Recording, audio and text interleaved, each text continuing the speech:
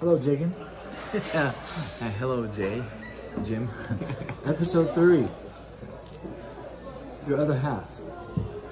Today is Thursday, August 6th, 2020. We're here in a beautiful cafe, not far from your home, in Ilsan, called what do you call it? Wi-Fi? Y-City? I forget. Okay. Anyway. Have you found your other half? Because today, that's what we're discussing. First episode, we talked about God. Last week, we talked about parents. And today, we're talking about equals.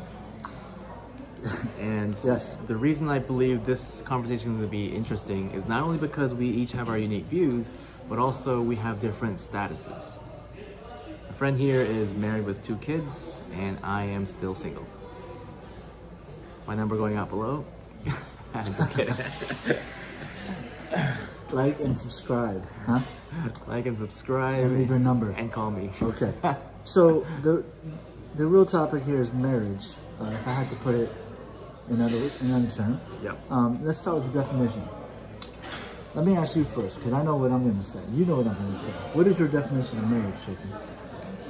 I believe marriage is a result of mutual love between 2 people, a man and a woman, and it's a consummated form of that and a celebration of new life through that love, to put it in secular terms. And your definition is? Okay, I'll put it in the terms that God has established, which Holy is matrimony. Yes, which is basically that marriage is it's a sacrament that God has ordained. That sounds a little bit too religious.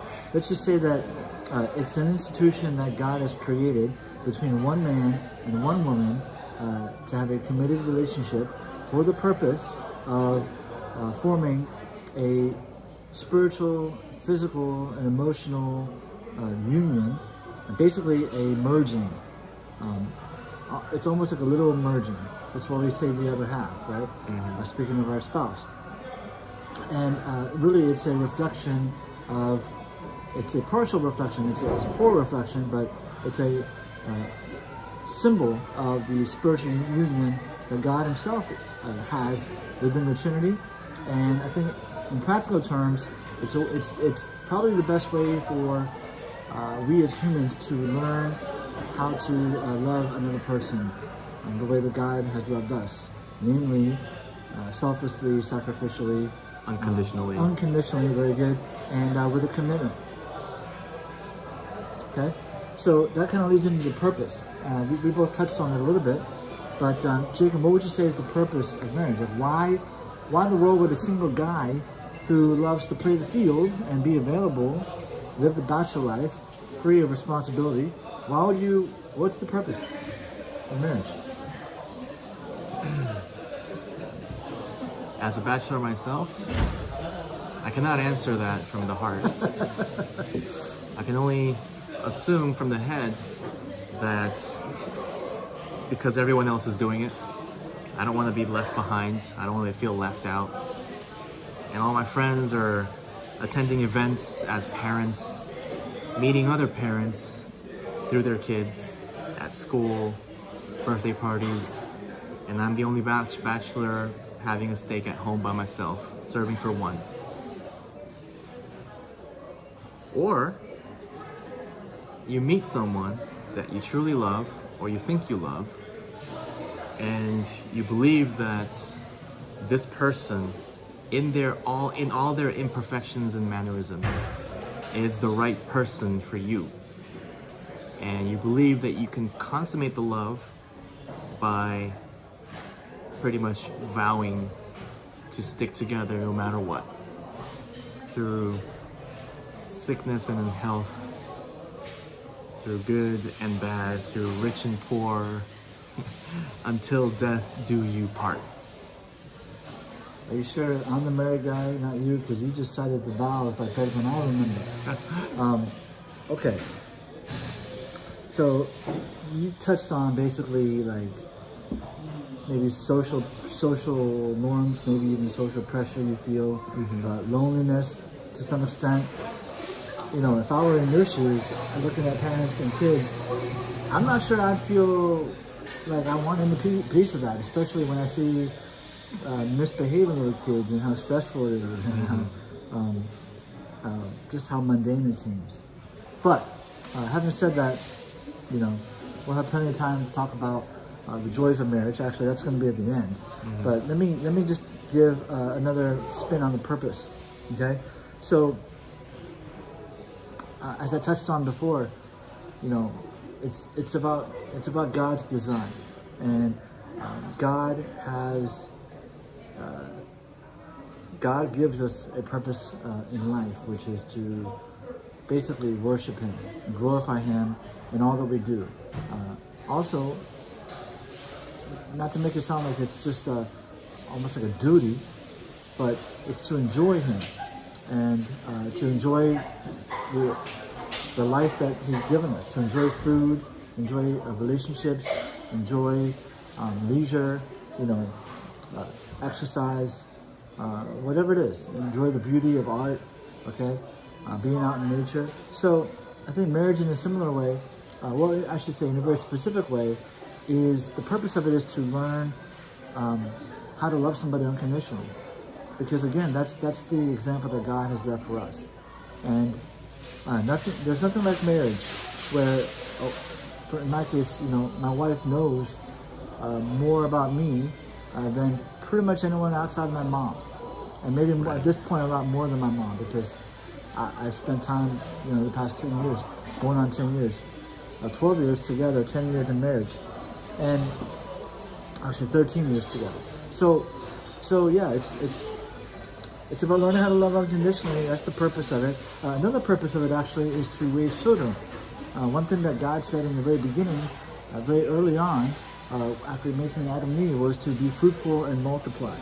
Okay, but being fruitful and multiplying, the environment, the proper environment for raising kids, which we talked about in episode 2, is within a committed relationship between a man and a woman. So it's outside of that, you get all kinds of problems. Okay, so that's another purpose, is to basically perpetuate the human race. Yes, and the race is on. Yeah, the race is on. So and that's why we're always constantly racing to find a better person or to get that person first. So some people might ask, aren't there other ways we can learn unconditional love? Like through philanthropy or family, friends? That's a great point. I said, yeah. I mean, we learn about love in all kinds of manners, right? It didn't just have to be between people. It can be love of a sport, or love of a skill that you have, love of cooking. Right.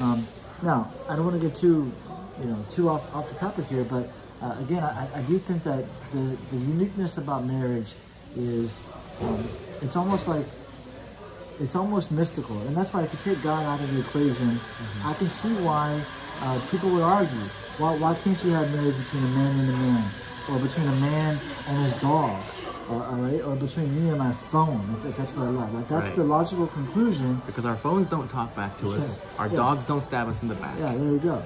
People do. If it's just companionship, or if it's just tax breaks, or if it's just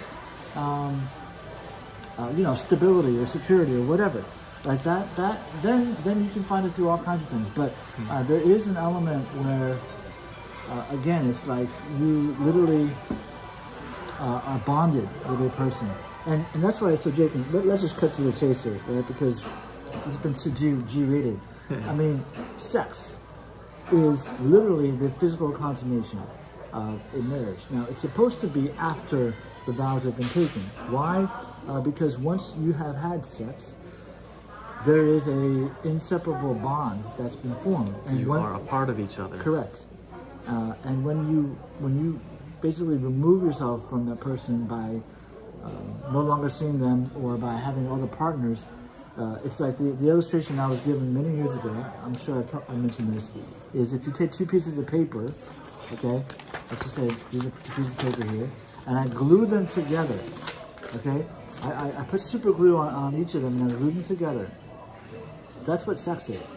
And then when you are no longer with that person, moving on, it's like tearing apart this paper again. Of course, it's not going to come out the way it was, right? It's going to be ripped and shreds. It's going to have marks.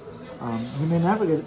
You're never going to be the same, and that's just the truth, right? That's just an unavoidable truth that, sadly, I think the vast majority of people learn the hard way. So, short answer is yes, you can, but no, to the extent, but not to the extent of that in marriage, because there's something spiritually significant and unique about marriage that you cannot replace with anything else. And to put it simply, if you're not married, you don't have to stick around to deal with all the things that bother you. If you are married, no matter how angry you are at them, no matter how annoyed you are at that person, you're gonna have to sleep together in the same bed, in the same house. And that's something that teaches people what you cannot otherwise learn from other places. Because for a much simpler example, imagine you had to take care of a dog for an hour. Of course, when it's cute and waggly, there's nothing in the world that you love more than this little dog in this moment. But then it starts whimpering and going to the bathroom in places that you don't, or ripping up your stuff, things that you don't really want to handle. Now, mind you, like I mentioned earlier, dogs don't backstab us, but humans do. Humans have their own ideas, they have their own philosophies. And yet, you have to put up with a human being together with you almost 24/7 for the rest of your life. That's a completely different lesson, in my opinion. Which is why, yes, there can exist unconditional love outside of a marriage, but there's nothing that comes close to teaching you what that is than marriage does. And also, the part where you forcefully rip apart two pieces of paper that have been super glued together, it is something that is inevitably sad to admit when, yes, it's true, sometimes things don't work out and you break up. The thing is, I always have this sort of sadness in me that I'm already in my late 30s and I'm not settled down. Now, the fact that I'm not married doesn't bother me that much. One thing that does bother me a little bit, or a little more than a little bit, is the fact that I won't be able to share much of my life that has already passed me by with the partner that I'm supposed to spend the rest of my life with. Now, it would have been better if I could have shared the moments of being discharged from the military, or landing my first job, getting my first paycheck, or visiting a place for the first time, all those moments with my life partner. But I have already lived a significant part of my life without that person. And I've already shared a significant part of me with other people, which means no matter how hard I try, there's gonna be a significant part of me that's missing, that I no longer have only to myself, that I've been saving up for that person anymore. So it's something that we all go through life having to accept and just work with what we've got.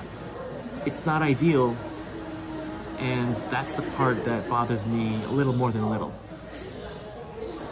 A little bit of sadness that you hear about high school sweethearts who've been through each other's hardships, the good parts, because I could never introduce my partner to my grandparents anymore because they're all dead now. Just a few years ago, they were all alive. And just a few years ago, my entire extended family were still on pretty much good terms on the surface.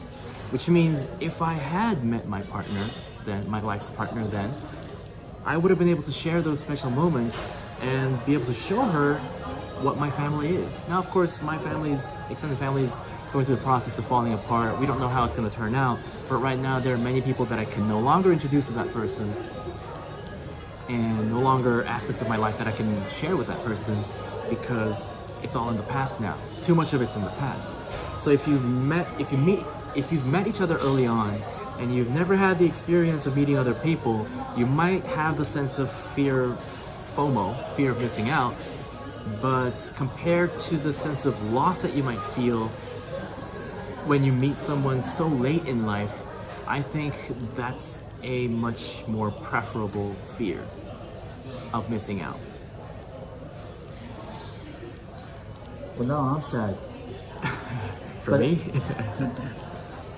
You know, the whole part about introducing your wife to relatives, I mean, I guess everyone can have their own opinions on that. I don't think that's actually a huge matter. In fact, the video I recommended to you, which we both saw, if you remember, he was talking about his father who said to his wife's family, to his wife's parents, hey, our job is to stay out of it, and just make sure that these two, you know, our children, my son, your daughter, stay together.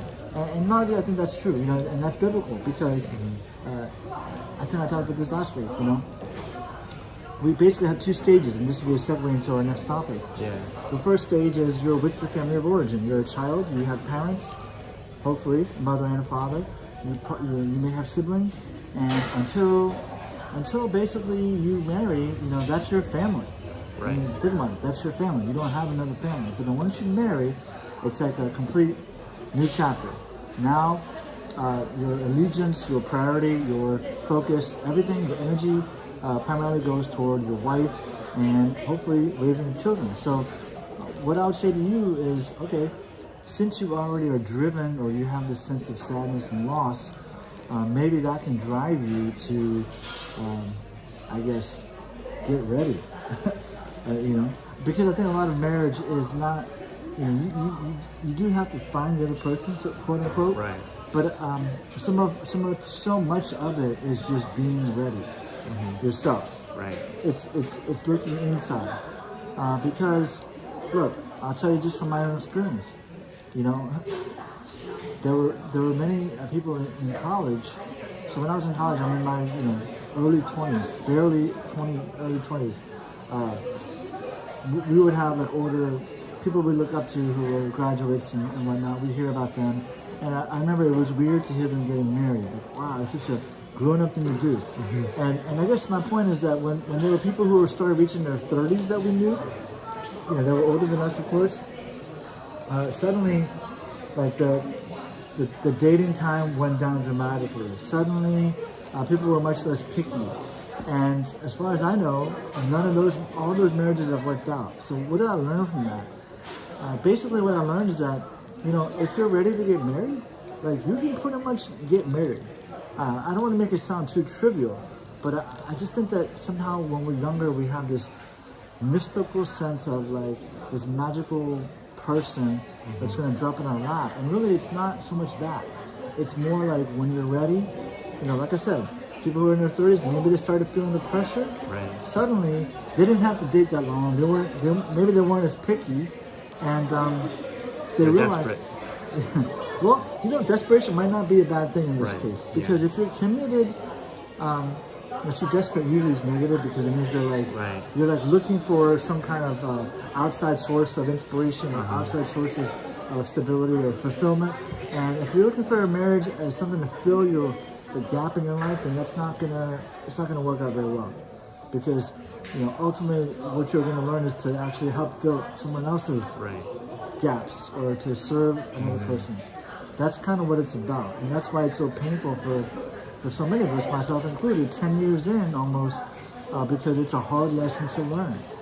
It's a hard lesson to learn. Right, and how we choose that partner is really a question on our individualities, because everyone's got their own ideas of what they want in a relationship, in a marriage. Everybody's got their own ideas, like I want someone who's good looking, tall, rich, blah blah blah. And I believe that whatever reason that you have personally, I respect that. Like if you're a woman who prefers tall, handsome, and rich guy, yeah, that's a very legitimate reason. If my standard for a marriage partner is someone who's hot with a good body, yeah, that's a legitimate reason. The thing is though, what are the qualities that you are not willing to compromise? Because you gotta have that. whatever reasons that brought you together, once you're committed, then that might actually trump some of the negative connotations of the initial reasons. So let's say someone falls for another person because of their family's money. Now that many people might say is a very superficial reason. But once you're committed, once you choose to make that commitment, then it's no longer the issue of why you fell for that person in the beginning. It's about the commitment itself and how you're going to make it work. It's all legitimate. No matter how you get in, once you're in, then it's a whole different ballgame. It's no longer about, oh, how could you like that person for that reason? So we all have our standards. But what are the qualities in life, or what are the core values that you are not willing to compromise?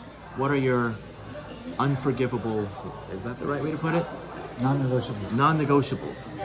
Because if you don't have those values, then it's very likely you will let other people make your choices for you.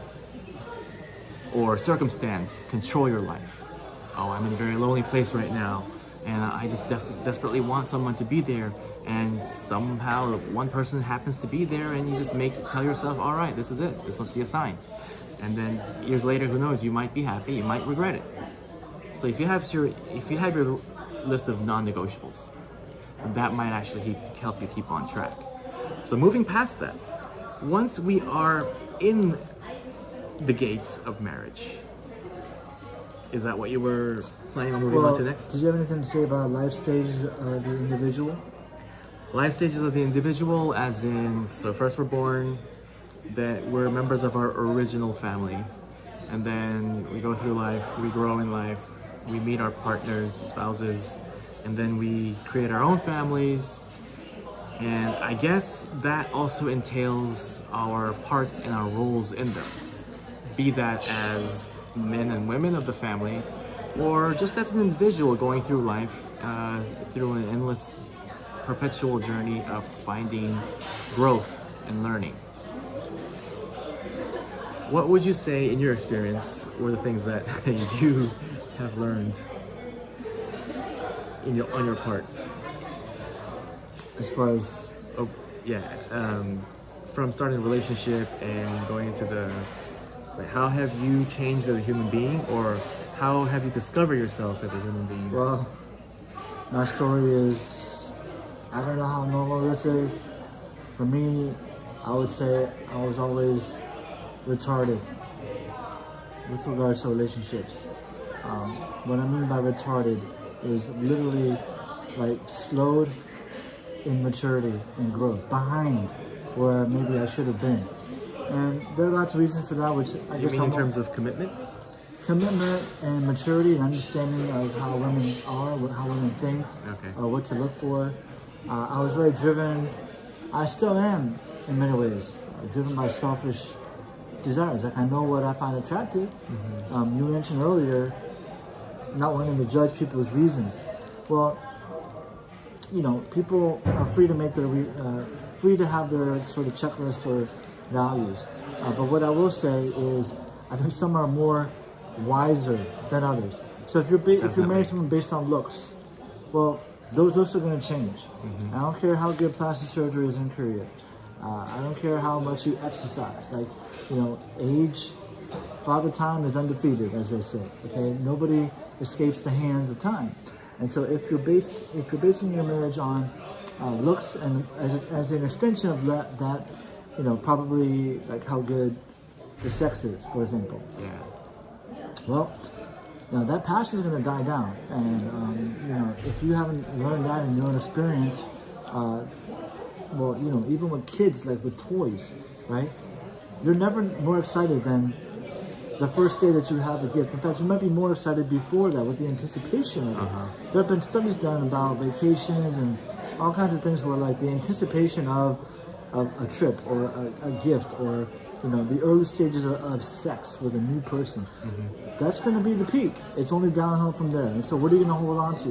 Well, the marriages that last, which we can get into a little bit more later, those are the ones that are built on commitment. And so let's say you do have shallow reasons, whether it's money or the sex, or status, or whatever, Looks, fame, yeah, looks, family. Will draw you initially. As long as you are then committed, I do believe that you have a chance to basically find Redemption, redemption or happiness. fulfillment, through marriage and to fulfill what it's for. You know, it's much easier, I think, if you start off with the right kind of focus, which would be on common values, people's character. You know, those are things that ultimately are going to affect, you know, your partner as a parent. Right. You know, when there's conflict. Like, for example, my wife, like, I knew what kind of person. I knew she was a giving person, but I didn't know all the details. I didn't think through like the way what's Patrick Ben David did when he said, like, I think he even discussed, like, well, what if the in-laws want to move in? Like, we never had the discussion, you know. I don't think I would have liked it. You know, what if like my wife's dad got sick and needed to move in? Well, you know, I should be willing to do that, but we never had the discussion. And in the 10 years I've been married to her, going on 10 years, she's never once, she always puts me first. That's a phrase that she reminds me of, and it's true. She puts me for the kids, very puts me admirable for quality. her parents. Well, it's the right way to do it. Not because I deserve it, because that's what a marriage is supposed to be. Right. It's supposed to be a union where you basically, it's the most intimate union and sacrificial and loving and committed relationship on earth that you can possibly have. Okay, and anything less than that, it's just gonna mess things up. So, Yes, we must always bear in mind, though, whatever reasons we have to choose to commit, we must be responsible for the consequences. So if you choose to cling to your, per se, lesser wise reasons for commitment, whatever consequences come of that, it's your responsibility. Which is why, personally, I believe it's best that you hold off on marriage until you're completely sure that you and your partner are fully ready for that next jump. It doesn't mean you have to be perfect. It doesn't mean you have to be completely prepared financially or whatever other reasons this world tells you that people need in a marriage. But once you make that choice, the consequences are your responsibility. And if you're going to increase the odds of your happiness and fulfillment and your journey in finding unconditional love, in order to increase those odds, it's best that you find wiser reasons and more specific non-negotiables. Because it's easy to fall for a really hot-looking woman and tell yourself, yeah, everything else will be forgiven as long as she's got these looks. Remember, looks are a depreciating asset. And if you choose to go through plastic surgery to make yourself look young, well, I can tell you, with today's technology, no matter how advanced we think we are, in the words of Bill Burr, you either look like a 53-year-old woman or a 28-year-old lizard. I like that. Yeah. Good old Bill Burr. All right, let's switch over to roles within marriage, because I really want to jump into this, if I can start. All right. Okay. Start with a sigh. Let me start with God is a God of order, okay? And God has ordained that the man, the husband, must be the leader of the household. Okay, now where does that get twisted so quickly? It gets twisted when people assume It's that sexism. power, Yeah. that it equates to power, which it really doesn't. It equates to responsibility, all right? But there's responsibility on both ends. And people, it gets twisted when people equate headship with superiority. No, it's not the same thing, okay? No. Case in point, the Father is the head of the Son, Jesus. And Jesus did all things in submission to the Father. Does that make him any less God, less of a deity? No, it doesn't. Okay, in fact, it brings out the glory of the Trinity even all the more, because you see that they're both perfectly. Well, that actually is the best example. The Father sacrificially gave up his Son, okay, and then the Son willingly obeyed and submitted to the Father. All right. Another analogy is Christ is the bridegroom, and the church is the bride. The church is called the bride of Christ. Well, what did Jesus do? He gave his life to save all who would believe. Okay? For the bride, yeah. Correct. For the bride. And the bride in turn is to submit and obey and to love and cherish. Well, that's the same thing with human marriage. Okay? The husband is called to lead, to love, and to lay down his life. Those are the words in Ephesians 5. Lay down his life for his wife. And his wife, in return, the role that she has is to support and cherish and love her, and respect, I should say, also her husband. Do you see the connections or the parallels between how a man and woman ought to act as husband and wife? The parallels between the Christ and the church, between God the Father and God the Son. So it all goes down to, again, like God, it's not a coincidence because God designed it. Now, when you get into like the stuff that has to get done, like here's how I look at it. In any household, especially when you have kids, there are certain things that just got to get done. Someone's got to do dishes. Someone's got to, do the laundry. Look after the kids. Someone's got to pick up after basically the kids. pick up. Well, or teach the kids eventually to pick up after themselves. But basically, nurture and raise the kids and be with the kids. Someone's got to make the money to pay the bills, right? Someone's got to cook the meals. So these are all things that have to get done. In these regards, I don't think that there's necessarily like it has to be one or the other, but they have to get done. Okay. And so what I would say is, whatever you're naturally better at, do that. Or whatever you naturally are inclined to do, then do it. And, what's worked well in my household, very practically speaking, like, don't assume it's anyone's job. Just say, if there's something that needs to get done, assume that if you can do it, that you should do it. Yeah. And that's worked really well for my wife and I, because, dishes, there are times where I'm doing all the dishes for like days and days in a row, and other times when she's doing it. Typically when I'm working, she, she'll obviously be home with the kids and do most of the nurturing and more of the cleaning. There's some things that she's just better at than me, like cooking, for example. Okay, so she does most of the cooking. That's not to say I never cook, and so it's not to say that these things don't change. Even making money. So typically, I just think that most men are wired to want to be the breadwinner. There's a need to. I guess you can, for those who are evolutionary minded, to say, well, back in the hunting gathering days, the men were the hunters, right? And so there's some kind of need or desire to achieve in the workplace, right? Yeah. That's also typically where there's competition. Mm-hmm. Maybe at work, you're trying to be the best salesperson, or you're competing in some way. Okay, well, that's the case for most men. I don't think, we touched on feminism a little bit. I'm sure that's a future topic. This idea that everything has to be numerically even is nonsense, because in every institution, in every individual, in every institution, I should say, right? This is from Tom Sowell. If you just let people do naturally what they want to do, mind you, I said want to do, not forced to do, but what they're inclined to do, there is no equality. You're going to have some people who are naturally better than others. And if you break it down by gender, Jordan Peterson, he's not even a Christian. I don't regard him as a Christian, but he even talks about why are there so many more male CEOs? Well, because CEOs demand a certain character type, usually, that typically men have, and women don't. Which recently I learned the most common denominator among all the billionaires in the world is psychopathy. Psychopathy? Is that the right position of the accent? Yeah. Okay. Yeah. A study showed that the common denominator of all the billionaires and CEOs in the world are psychopaths.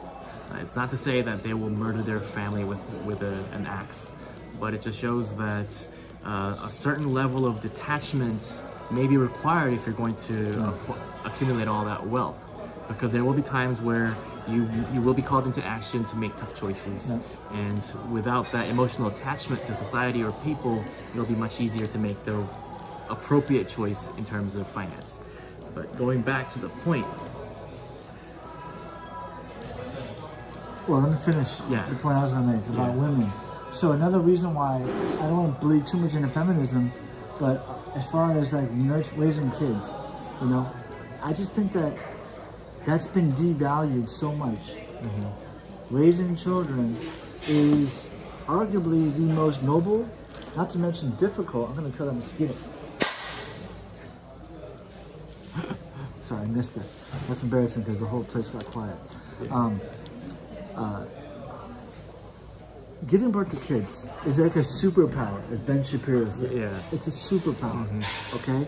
And, you know, if you raise children, if you raise them properly, with character, with, you know, fortitude, with the values that, you know, most of us agree are honorable, that is, I mean, what could be a more noble thing to do? And yet, so many women, sadly, feel maybe this pressure to go get a job or to have a career because, you know, being a mother is viewed somehow as like old-fashioned or inferior or like lesser worthy. Failure. Failure. Let me ask you. You know, there's a commercial for this homeschooling company that says, "Who on their deathbed says that they wish they wrote another report or published another article in some journal?" No, it's never about those things. It's about the relationships, typically with your family, with your spouse and kids. You know, that you regret you didn't spend more time with them. So to me, you know, it's a no-brainer. Like, don't let society shape your values to think that it's less noble to raise a kid. Now, I'll put my money where my mouth is. And in a lot of ways, my wife, I think, was more talented than me. She could probably make a lot more money than I could. Help more people in lots of ways. So we've talked about this. Like, I'll be more than happy. It'd be an honor to be a stay-at-home dad. I have a couple of friends of mine who are stay-at-home dads. I have no problem with that. In fact, I might even prefer that. There are times where, you know, Lena goes out all the time, right? And I'm with the kids, and you know, sometimes we joke like, "Hey, it was I won't say better, but we were pretty happy. It wasn't like World War III. It wasn't the house was not a disaster. The house was cleaner. You could take turns. You just quit your job now, let her start her own. Yeah. And see how it goes. Yeah, you definitely could. So, you know, don't undervalue raising kids. Right. That's what I'm gonna say. Yeah, and why the reason why that is important is because no matter how much we try to fight for equality between men and women, there's always going to be certain things where one gender cannot carry out the responsibilities or functions of the other gender. One key example is that studies have shown that there is a special bond between a mother and her child that the father could never have.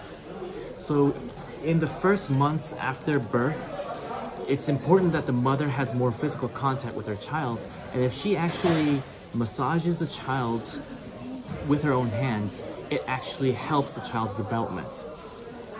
Whereas if it's done by another professional or even the father, it does not have the same effects. So there's a special bond that we cannot emulate, which is shared by the mother and the child, which is not difficult to guess because she spent 9 to 10 months with the child in her. So obviously, for the first few months, or if not years after birth, they are still very much connected in ways that we cannot explain. So yes, as much as if the couple agrees, I am all for whatever they choose, whatever outcome they choose. Stay-at-home dad, go to work mom, both stay at home, both go to work. Yes, but if you're thinking of your child's interest, if you're thinking of your child's best interest and the family's future, then there are certain roles that you must carry on as a family man, and also you must carry on as the family woman. Let's jump into dating. Yeah, so we'll go back to before marriage because dating is much more interesting to most people. Yeah. Even for marriage, because I remember you once said, even after you're married, that curiosity is still there. Gotta admit it, because I'm all for openness. Thanks for outing me. So we were just talking before the video today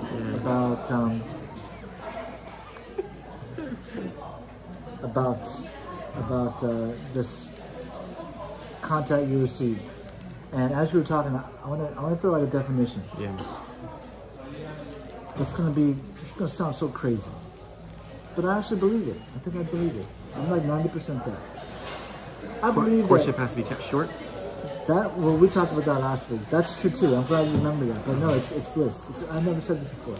I believe that any time spent between A single man, one-on-one between that's a date. Or I'll even go further. Between a married man and a married or single woman, one-on-one, that's a date.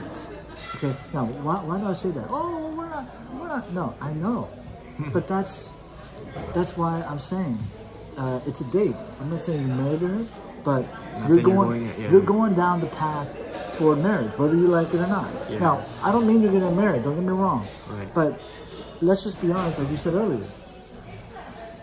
Okay. Why? So yeah, to face the truth, the harsh reality. Yeah. Why would a single guy or a single woman go out of their way to contact another single guy or a single woman? Yes. Why would they think it's worth their time and effort to keep that person in their lives if they don't feel that they can somehow get something out of whatever relationship that is? So maybe think of it this way. We all have, let's say we're all parts of a larger machine with wheels. And any object with wheels will naturally roll down a hill. So every time a single man and a single woman spend one-on-one time together, they're automatically on a hill that eventually leads towards marriage. But now in this modern society, we often make the choice of getting off that hill and stopping. So we feel like it's not a date. We feel like it's not courtship, but we're still on the same path. And like it or not, the amount of time that you spend together one-on-one is proportional to the amount to how closer you are to getting married, even if you're not dating. Which society has us believe, and we as individuals also don't believe and don't like to believe. Like, I spend a lot of time because I once calculated or counted that 60% of my Facebook friends are men and 40% are women, so about half and half, which means I spent almost equal amount of time spent with men as much as women. And I have met many female friends one-on-one, and yes, they never felt like dates. I never felt like I was romantically attracted to them in any way, but the matter of fact is we are closer. The more time you spend with them, unless you're just spending the whole time just sharing one specific activity other than sex, you're spending time with them and you're growing closer together, and that might be, before even though we may not realize, a path that's heading towards marriage, because that's how we were built. Yeah, so if you define dating as basically getting to know a person of the opposite sex that could potentially be a partner, Yeah. that's all I'm saying. And I think if we stop denying that, then I think we can be clearer in our boundaries. You know, as I mentioned before, like it's fun to meet new people. It's fun to have the sense of mystery. That's why it's fun to be single, because you still have a mystery of like, okay, you know, you're free. You don't know who your partner will be. There's a certain fun to that. But then, as I said, sausage parties are not fun. Yeah, but time is ticking, right? So there's a price to pay for that fun. Yeah. With every person that you spend time with, in whatever context, even if it's even like for Toastmasters, if it's one-on-one, you're spending time with that person, emotional energy, probably financial, whatever. I'm not saying it's always bad, but I think you should recognize it for what it is, because then you'll be a little more picky with those things. Because if you're serious about getting married, as I mentioned before, I've never used the term end game. But I'm like, all right, like my thing is this: from the very beginning, think of the end game. All right. You're gonna marry that person. I'm half joking when I say like when I say the commentary, which I won't go into details, because I know that's not your intention. But let's just say that you do go on a date, okay, or you are looking to date.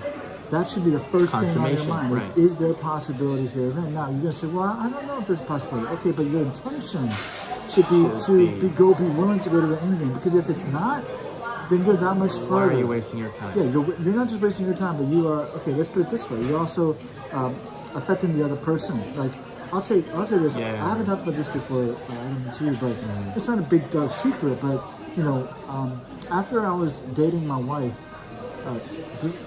I remember it was like within the first couple of years, whatever, coincidentally, I was getting random emails from girls that I had, not dated, but expressed interest in college, but in a very ambiguous way, because it was sort of taboo to date.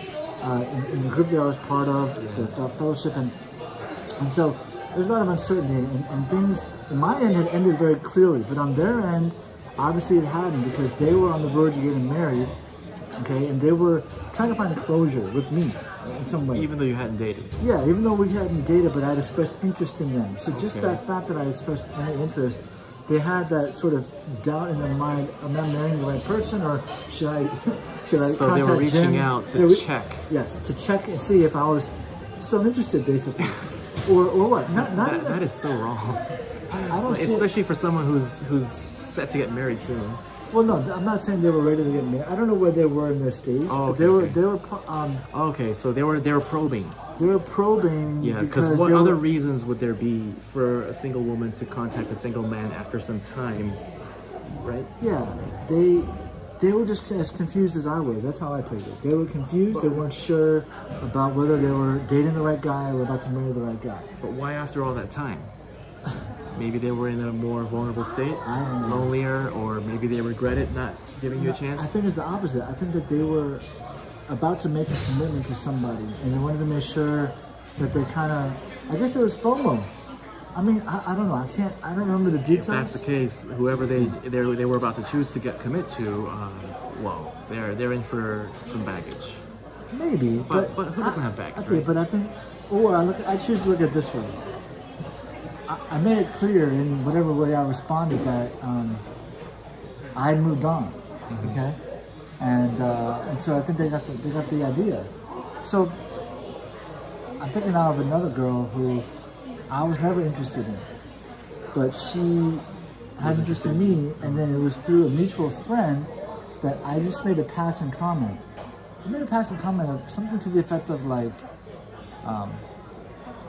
I'm just, we're just friends. I think I said like we're just friends. Okay. And then I never ever heard from that girl again, because obviously she heard from the mutual friend. Okay. So here's my point.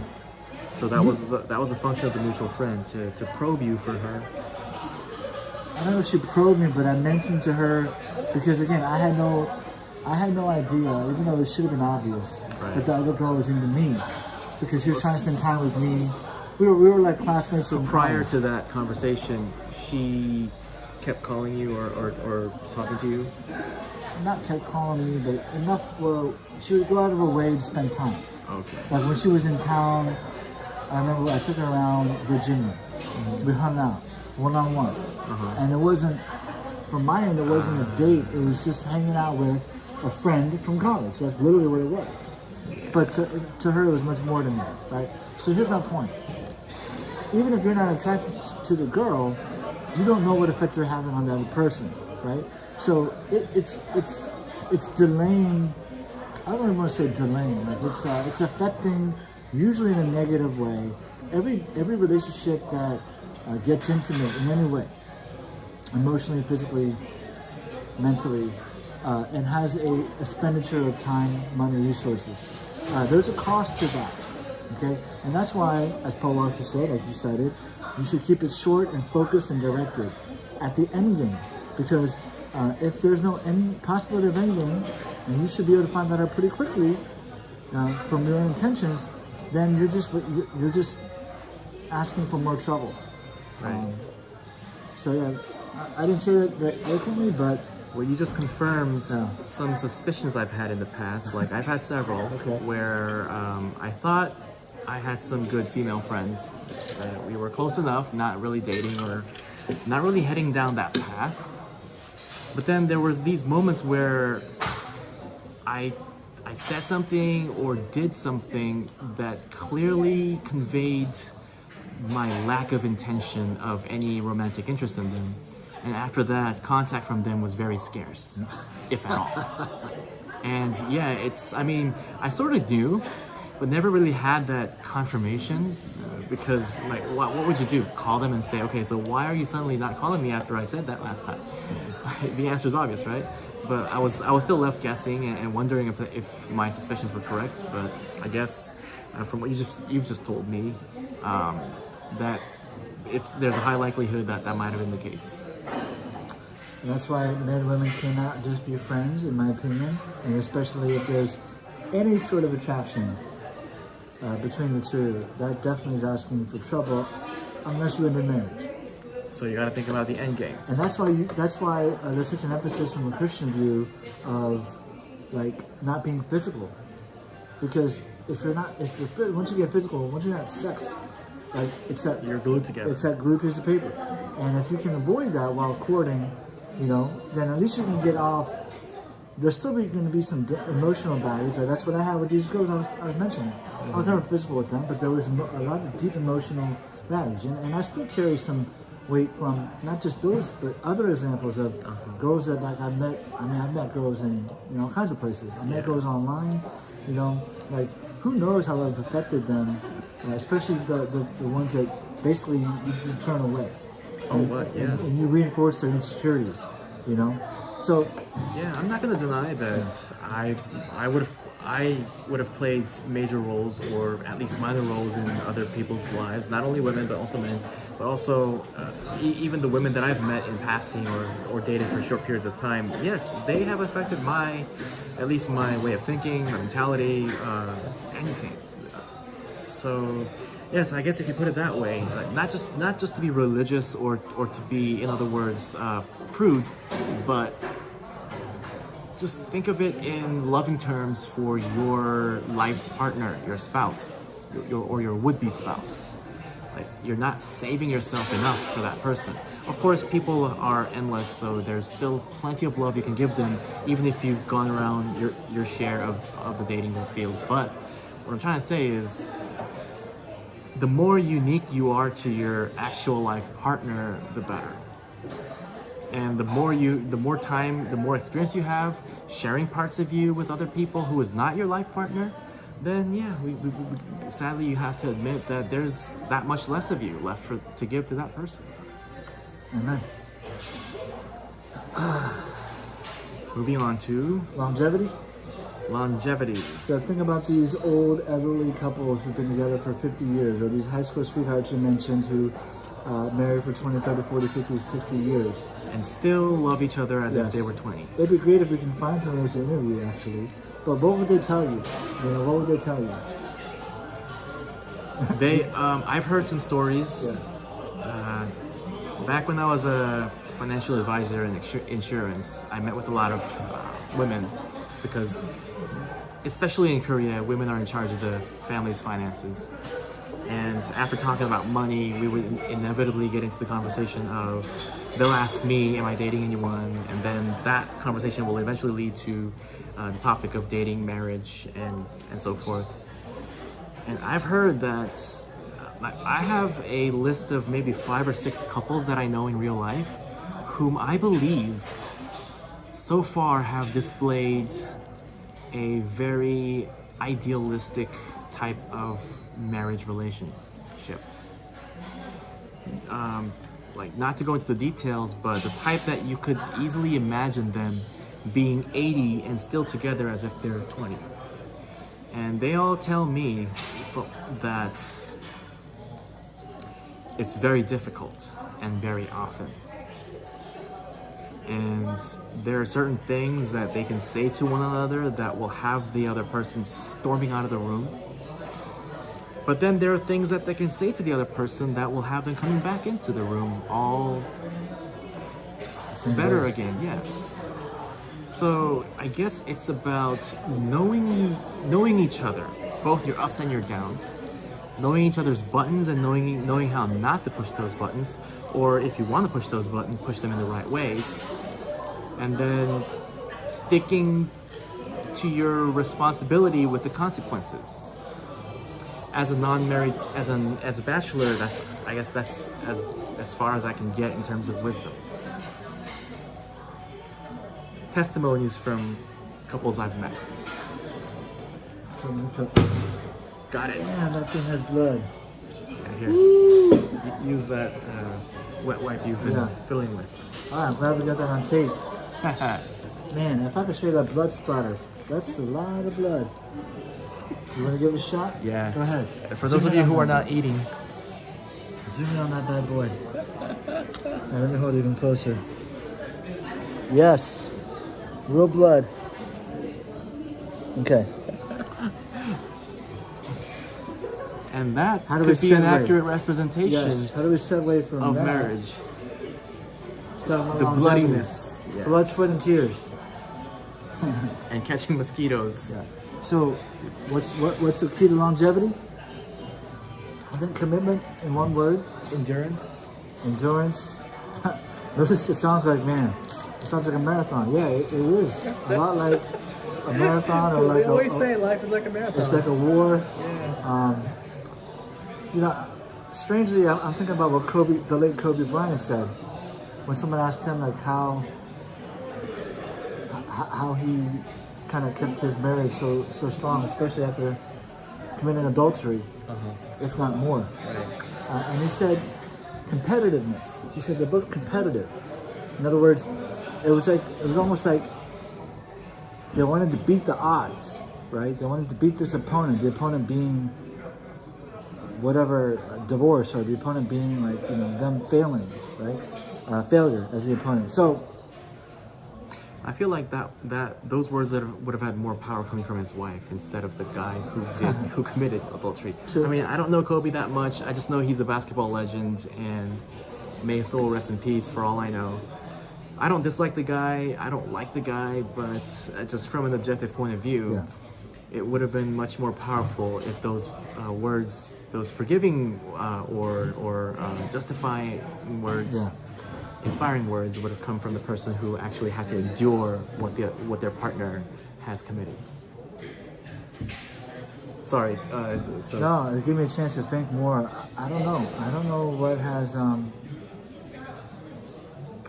What's the key to longevity? Yeah, I don't know what I can speak from on my behalf. I mean, I talked to you about trust. I talked to you about mutual appreciation. Patience. Yeah, there's all kinds of qualities, I think, and factors, but I'm sure it's never just one factor that we can say. So to ask someone to say it in one or few words is like asking someone to choose between food and air to live. You can't live without one or the other. And I guess it also depends on the individuals, because, for instance, this also applies to parenting. Like, one method of parenting does not automatically apply to all children, because there are certain children who function better with a certain level of tension and discipline, whereas some children function much better when they're encouraged rather than being pressured into performing better. Likewise, I guess it's more about knowing your partners, ins and outs of your partners. And yes, so briefly going back to openness, I believe it's best to, in your words, unless you got them from someone else, to put your worst foot forward, not your best foot forward. Because a lot of people, especially guys, will try to show up on the first date and impress the girl. They'll often bring their expensive cars, make sure that their keys are shown, the logo's facing up on the table. They'll try to brag about how much money they make, what schools they went to, how many friends they have, what they have achieved. But I also believe, like, yes, if you want to do that, that's fine. I mean, who am I to tell you not to do that? But I just personally don't. Like, even though I have a car, I try not to take it on the first date because I don't want to set a bad precedent, making her think that, oh, from now on, this guy's going to be my driver. And if she turns out to be that kind of person, obviously I'm not going to like her. But the thing is, I want to know if the person likes me, even though I'm not shiny, a knight in shining armor. Of course, I'm not going to go out of my way to make myself look bad. And of course, being a human being, I will make attempts to look better than I actually am, but I'm not going to try to brag about anything or oversell myself too much. Because coming clean in the beginning, of course, like, I'm not gonna twist anyone's arm into telling me everything about themselves, but I am willing to do so for myself. I'm not going to refuse to tell my partner about my past, even embarrassing aspects of my past, because one way or another, there are no secrets. One way or another, you're going to be exposed. So it's better that you start your relationship knowing everything that you need to know about each other than having surprises down the road, because once you're already emotionally invested, learning something about that person's past after you're emotionally invested can feel like a betrayal. If it's an unpleasant surprise. Like if it's a pleasant surprise, then of course everyone will welcome that. Like what if you've dated someone for months and it turns out they were a tycoon, they were a billionaire secretly? Then I might still be offended. I mean, I'd be happy about that surprise. I mean, I won't be, but I'll still be offended in a way as, okay, so what else are you hiding? This time, luckily, it was a good thing that you have been keeping secret from me, but what else is there? What other surprises am I going to be up for? So I guess what I'm trying to say is trust is something that takes time to build, but can collapse in a second. And whether that secret is a pleasant one or a bad one, it doesn't really matter. It's the fact that your partner, you have witnessed your partner keep a secret so successfully for an extended period, that's gonna worry you to the point where you feel like you can no longer fully trust them.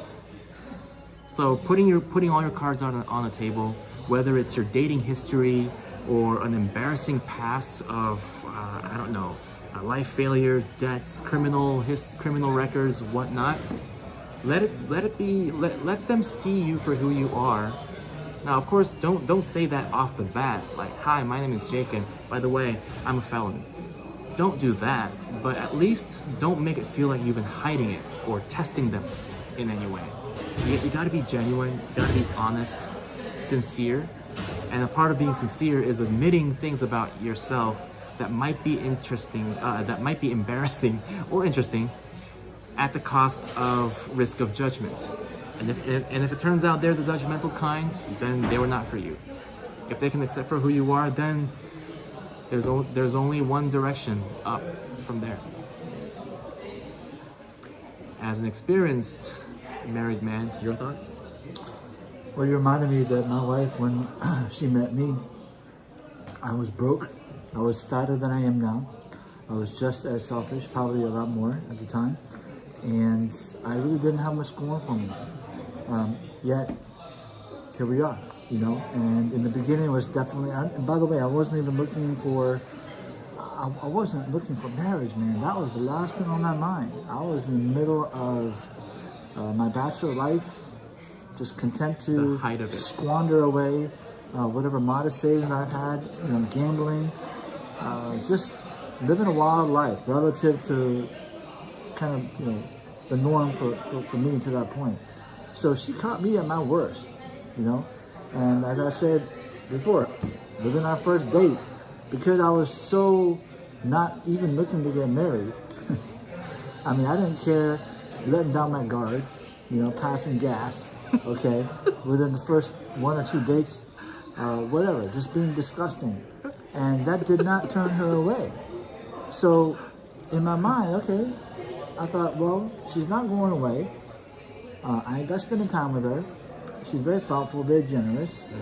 At some point, it hit me over the head. Even I realized, man, I'd be a fool not to, you know, not to keep her, basically. And I think that's kind of the recipe, right? Yeah. Instead of looking for what you can get from your partner, be as honest as you can about who you are, and then look for ways. Okay, I'm gonna put it a different way.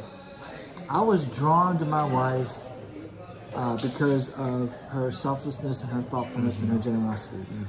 Well, now you have to ask her whether she's happy. She'll probably say, you know, it's a roller coaster being with me. It's a complicated answer to say she's happy to be with me after all these years. Although we both feel very blessed where we are right now, especially having 2 kids. Well, that's marriage in a nutshell. Yes, but be that person who is like my wife, luring your partner because you are accepting them for who they are. And that's why I say to you a lot of times, the question is, are you ready to commit to that person?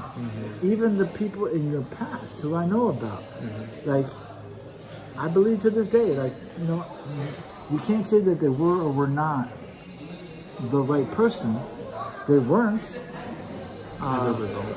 Because you, I guess, ultimately chose not to commit to that person. Now, had you done so, for hell or high water, whatever, whether hell or high water, I think you would have made it work because you would have been committed. And I think that you still will be once you are ready to commit, basically. Right. So the lure, rather than expecting the other person to live up to your expectations, we should focus more on ourselves and whether we are a desirable person to them. And if, as long as we're each focused on ourselves and trying to be better for each other, that actually has a better chance of leading to a successful matrimony. Now, we're not advocating testing your partner's patience by purposefully doing stuff or being rude or passing gas or whatnot. That's not the point here. The point is, if you build yourself up to present yourself, oversell yourself better than you actually are, you'll end up disappointing your partner more often than not. Wording's terrible here. It's okay. But that's not what you want to do. It's not what you want to do. Yeah. Put your worst foot forward. Yeah. You want to. Everyone wants to be loved for who they are. But if you missell yourself, you're not going to be loved for who you are. Let's say I pretend I'm rich. So I show off my expensive car keys in front of a woman and she likes me for that car. I basically advertise to her saying, I'm the guy with the expensive car. You want the guy with the expensive car? And she responded to that and said, oh yeah, this guy's an expensive car. I like him now. But do I really want to be loved for my car? Or my money? Or my education background? No, everyone wants to be loved for themselves. Which is why even though the grass is always green on the other side, we see plenty of people with greener grass who commit suicide because they're depressed with their life. Celebrities, people often envy celebrities because they seem to have it all. They have the looks, they have the popularity, they have the money, they do everything they want. And why do they fall into depression? And why do CEOs or why do billionaires kill themselves? One billionaire on a Netflix documentary actually admitted that he actually suffered from severe depression for many years because he was envious of multi-billionaires, even though he was a billionaire. So that just goes to show that everyone wants to be loved for who they are, not for what they can do or what they own. So why sell yourself with a different ad that you want to be represented by? Why misrepresent yourself and then complain that that person doesn't love you for who you are? It also applies to women. A lot of women may invest a lot of time and money into their looks, which I'm not against, but if that's the only thing they have going on in their life, then the best they can expect are guys who are equally shallow and are only out looking for hot women. To date, not to marry. Maybe marry, but if people are out looking for marriage in looks only, then, well, like I said earlier, consequences are yours to bear responsibility. So I guess we should start wrapping this up. The last couple things were challenges and rewards. We've touched on some of them. I guess thinking about, when I say end game, there's an end game, right, which is even after marriage. Once you're married, I guess, there's a different end game. If marriage is the end game of dating, then what is the end game of marriage? That's what I'm trying to say. Well, Thanos' snap. Half the population gone. So, I don't know if I like the word legacy because I'm very sensitive to things that are man-centered or man-achievement-oriented. And I feel like legacy is one of those words, but I can't think of a better word for now. Is there a masculine connotation to the word legacy? Not masculine, but man-centered. Really? Mankind. Never thought of it that way, Like, but I just... heritage? Is that also man-centered? I don't know. Heritage? So what sort of a world do you want to leave behind for your children and future generations? Part of me says there might be no one who ever watches these except for one day Javen and Jana stumbling upon it after I passed away. And calling their father a hypocrite. Well, they'll long have known that by the time they see this. We're all sinners. No, I don't know. The end game, I guess. I guess because I just watched it yesterday. The words of I keep forgetting his name, Patrick Ben David, are fresh in my head, which is he talks about building something, right? Building something long term. An empire. Yeah. Your own empire. Building, in his words, an empire. But I wouldn't use that word. I would say, building a house for God that can withstand the storms. There's a verse that says, "Unless the Lord builds a house, we labor in vain." And I guess I want to build something, whether it's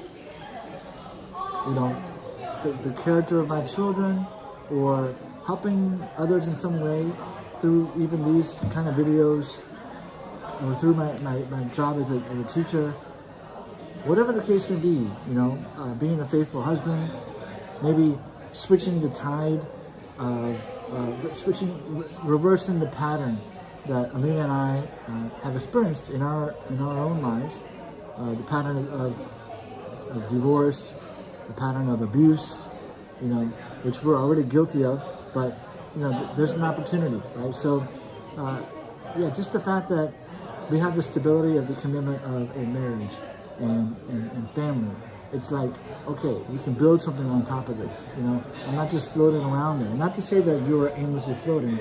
I do think that even in the Bible, that could be true. Yeah. Well, it's true for many. Let's put it that way. But it doesn't have to be true for everyone. In fact, marriage is not necessarily like the default, right? Apostle Paul says he was single, and he said, "I wish that more of you could be like me, single," because he was aware that there's a certain freedom to minister to maybe more people and travel and these things if you're not, committed to a household. So there are pros and cons. That's the celibacy. Yeah, there are pros and cons. Yeah. But for most people, I think it's fair to say. I would even think that, well, you've expressed yourself, like you would like to have children and be married one day, and that's a noble thing. There's nothing wrong with that. I think that's very natural. But again, not to say that you cannot be fulfilled as a single person. The end game as a married person is, I guess it's really simple. Did I fulfill the purpose of learning how to love unconditionally? Of raising up kids in the Lord so that when they get old, they will not depart from it. It's a very basic, simple thing, but in the end, if I can fulfill those things, it honors God. And what I do in my career or lack of a career or Alina's career, that's all fine and good, but that's secondary. Because God comes first, family comes second, everything else comes after that. And so that, to me, to the day I die, should be the priority that I have. Yep. And you just gave me a lot to think about, because I got a lot of things to figure out as someone who's 2 steps behind you. That's why we're here. We're here to figure that out together.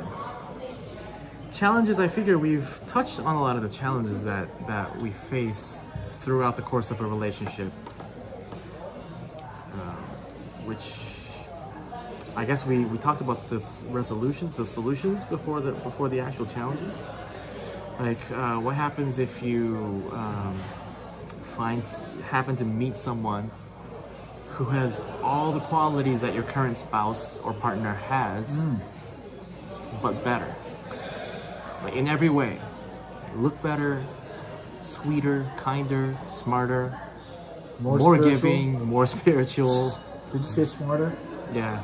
Smarter, wiser, kinder, giving, more spiritual, better looking. There's an easy answer for that. More compatible to you. Yes. Or at least how you feel. What do you do then? Do you regret your life choices? Do you get a divorce? Do you ask your current spouse if it's okay to have a threesome? What do you do? In all seriousness, it's worth looking at studies, if there are any, of the satisfaction of swingers, right? Yeah. Or there are groups of swingers. Polygamous relationships. Or I mean, polyamorous relationships. Yes, anything and everything has been tried. Okay, So you're free. But my first thought when you're describing that ideal person or whatever, person who has more of every quality, actually the word that comes to my mind is idolatry. And here's what I mean. If that appeals to you to the point where you regret your life or you want to leave your spouse, it just shows that you're looking to your current spouse for things that you have no business looking for. Right. In other words, the reason why you're attracted to that person that was described is because to some degree you've not yet let go of trusting God to provide for all you need. Mm-hmm. And you've not yet fully trusted Him when He says, like, when He says basically, like, you know, to stay committed to your wife. And ultimately it's better for you. Because if a person's smarter and hotter and more spiritual even, that's all fine and good. But to think that I'm somehow deprived because I'm not with her instead of my wife is to suggest that what I have right now is not enough. Okay? When the truth is, what I have now is enough. And even when it may not seem, even when it seems more appealing or would even make sense logically to go after that other person, I just have to trust that it's not the case. And actually, I don't have to think that hard. I can see plenty of people who chase after and divorce and commit adultery, who chase after whatever they think it is that they want that's in better. that moment, yeah. Yes, in that moment, or even if they're thinking long term, maybe. Okay? And the results, I think, will be pretty clear. It's not what you think it is. To put that in secular terms, it just means you haven't been doing marriage right. That's one thing for sure. I don't know what the right way is, but that's just a testimony of how wrong you've been in your marriage so far. And also, you have been focusing on the wrong things. I don't know what the right things are, but you've just been focusing on the wrong things if you have such regrets, just because you met someone who seems like a much better version of the person that you know.